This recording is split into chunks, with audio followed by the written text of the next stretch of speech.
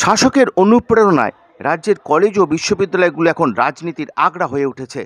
পড়াশোনার বদলে শুধু জঘন্য রাজনীতি হচ্ছে। রাজ্যের শিক্ষার পরিবেশ তলানিতে, শিক্ষা ব্যবস্থা ভেঙে পড়েছে। তা সত্ত্বেও শাসকের হুঁশ ফিরছে না।